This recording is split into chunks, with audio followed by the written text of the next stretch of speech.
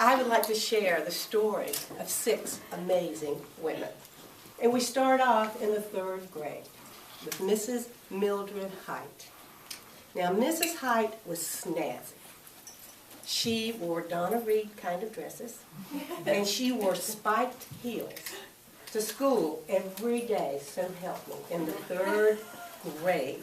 Mrs. Height was a goddess, but she was not a goddess because of her spiked heels. She was an empowerment goddess, and let me tell you why. The story is she had assigned a book report, and for some reason, I don't remember, I didn't do the book report, but when I was called to go to the front of the room to give my oral book report, I decided I'd just get up and wing it.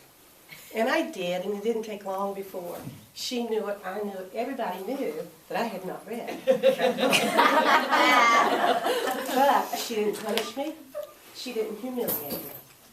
I sat back down, and later on she came and she put her arms around me, and she said, "Kathy, would you like to do that again?" She says, "I know you can do it. I believe in you." I was hooked. At that moment, I knew I wanted to be a teacher. I didn't have the word empowerment goddess at that time. All I knew is that I wanted to be a teacher, just like Mrs. Height. And when Mrs. Height died, the entire page was, in the obituary column, was from notes and letters from her students, all telling the difference that she had made in their lives. And mine was one of them. So, now we'll move to amazing woman number 2. Amazing woman number 2 is Miss Jeannie Triplett. And she was my high school psychology teacher. And little did she know, and I hope that she's out there in the world somewhere today and knows about the amazing woman that she really is. Because I was a very insecure and very anxious 16-year-old, and she knew it. And she used her role as a psychology teacher to teach me about my potential, to teach me about my value, to teach me about who I really was. So, I leave high school and go to college and get a, guess what, a double major in education and psychology. And I go on to get a degree, a master's degree in psychology, and I end up being a high school teacher. And I loved it. I absolutely loved it. What I loved were my students, because I really believed that my job was to be an empowerment goddess. So I never failed anyone. And we had fun in my classes. And to this day, I have relationships with my students. But the bureaucracy didn't like me. So they said I did not quite fit. And I knew it. Somewhere I knew I didn't fit. And this is the first memory that I have of hearing the voice.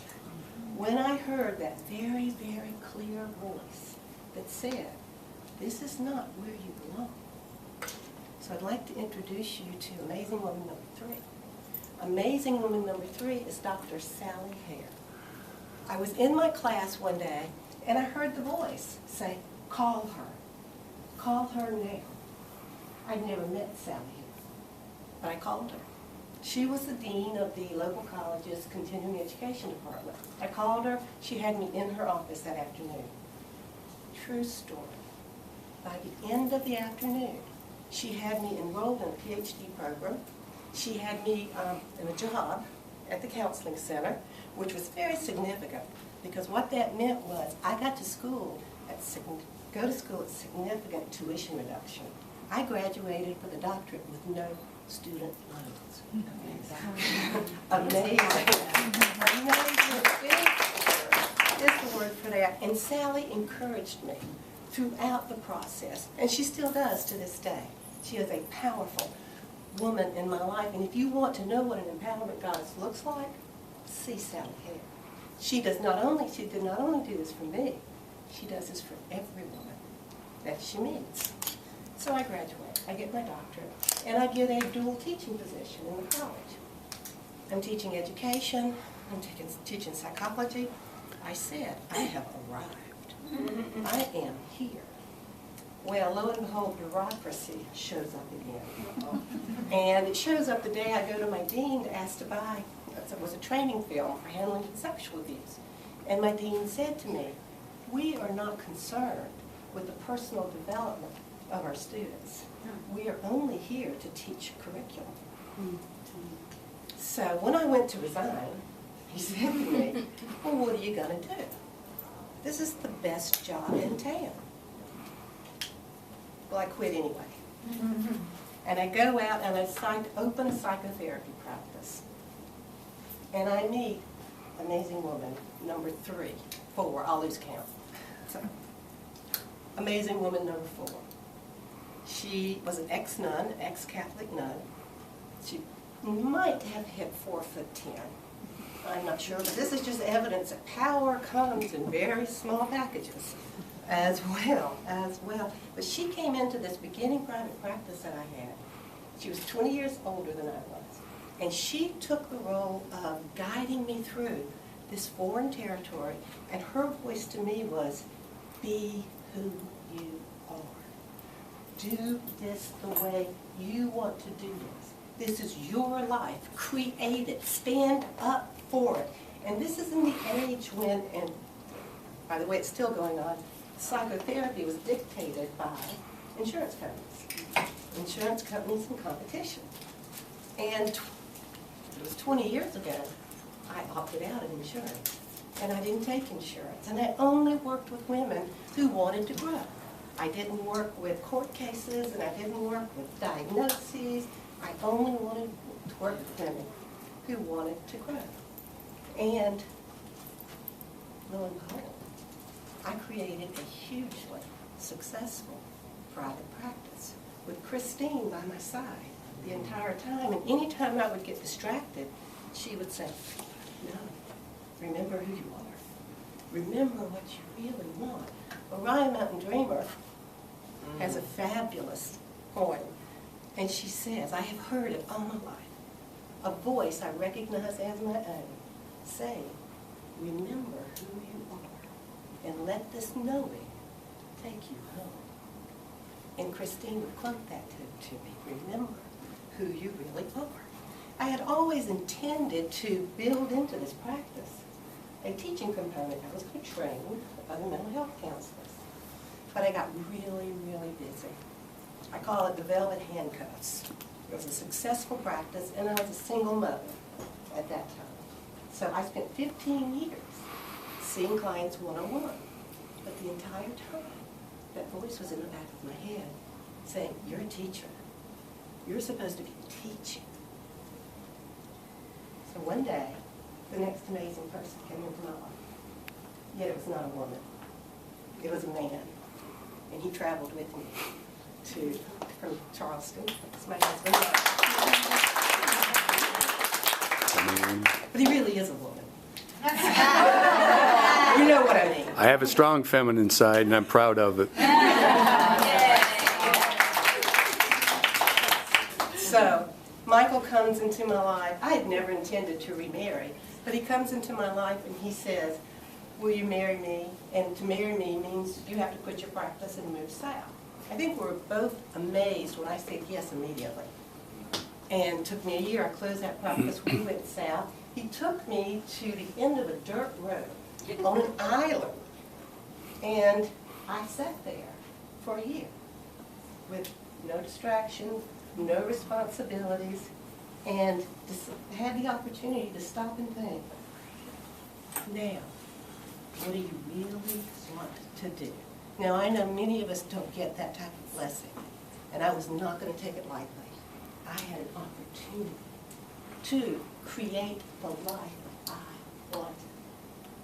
So, I took a life coaching training program, got a life coach certificate, and wrote my own life design model. And then I started having women's circles in my home. The first women's circles were called Peace Seekers. And it was during the beginning of the war in Iraq, and I remember taking some of my flyers out, and people thought I was being political. I'm like, no, we're seeking inner peace. But I started these circles, and they just took off. They took off immediately. Everyone that opened filled. I knew I was on the right track. And then the women in the circles wanted more. So I designed my first women's weekend retreat. And this is the teaching of my life. This is what I was meant to do, what I was born to do. But I take women away for 3 to 5 day retreats. And we create a safe environment. We create a community where we come together like-minded for the intention of exploring our lives with honesty. And we ask the powerful questions. Who am I? What do I want? And what it's going to take to get me there. So, as things were moving along, I really did feel like I was home at that point. And I met another amazing woman, Elizabeth Millen. She was a publisher of a women's magazine. And she went out of her way to promote me out of the goodness of her heart, because that's what amazing women do. She did everything she could. And my programs, my retreats just blossomed. I did 10 retreats filled to the max, which is unheard of for a beginner, wouldn't you say? So, and it was all going well. I wrote a book, Your Possible Life, which is about the program I teach in the retreats. I did a beautiful website. I started writing a blog, but I still heard that voice. You're not there yet. This isn't it. There's more to be done. I'd like for you to meet amazing woman number 6, Marsh Ingram.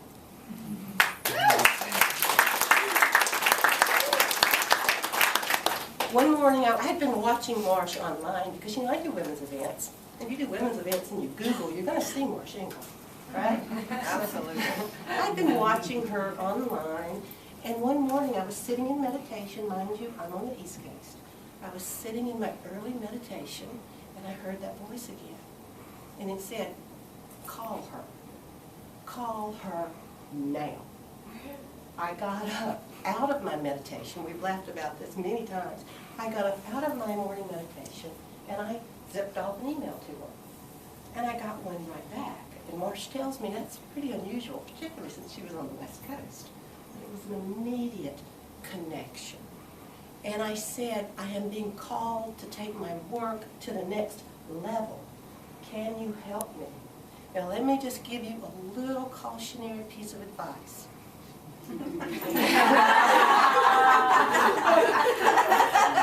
Be careful what you ask for when it comes to working with Marsh.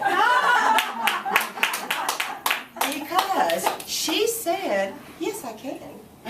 By the way, and I'm just going to give you a real short version of what's happened since we've been working together for 9 months now. There's so much that's gone on. But the first thing I want to say is the biggest thing that she's done for me is she has helped me get so grounded and in alignment with the value of what I do. There is no doubt. You know how we all have that insidious little voice in the back of our head, just who do you think you are? And what do you really have to say? After you work with Marsh for a while, that's gone. That's absolutely gone. I would say the first 2 to 3 months of our work together was fleshing and flushing all of that resistance out. Absolutely. And I have news for you. I have something to say now. And I have something to teach, and there's no doubt whatsoever in my mind about that. And once we got that taken care of, then I think the other thing that's most miraculous is I've taken my retreats now to an entirely different level. We're doing something that they said could not be done. And 5-star resorts now are hiring me to come in and do my retreats to brand their women's programs. And guess what, ladies? I don't have to fill the seats anymore.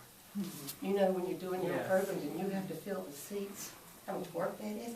I don't have to do that anymore. And I have 3 major venues signed up already. One is the Grand Del Mar in San Diego. We'll be there in March. Lovely. I want all of you to either come or invite someone else to come. The other thing we did is I started doing teleclasses on Your Possible Life. And I'm on my 4th one now. And every one of them has filled. And because Marsh has pushed me relentlessly into social media, which I'm not as resistant to because I've seen the payoff of it. And now my blog and my promotions go out to thousands and thousands of women. And I have 2 new publications coming out, 2 new books coming out, and on Inauguration Day, I will be speaking in Washington, D.C. on the new Game Changers, The Power of Women. And that's because I asked Marsh to help me go to the next level. Heaven help me for what she has in mind next. So, having said all that, having introduced you to all of the women in my past, and knowing that there have been women like that in your lives as well, and that hopefully, knowingly, you are that one for someone else, I'd like to take this opportunity to introduce you to, I think, the most beautiful empowerment goddess of all. My friend, my coach, my mentor, an amazing woman, Marcia.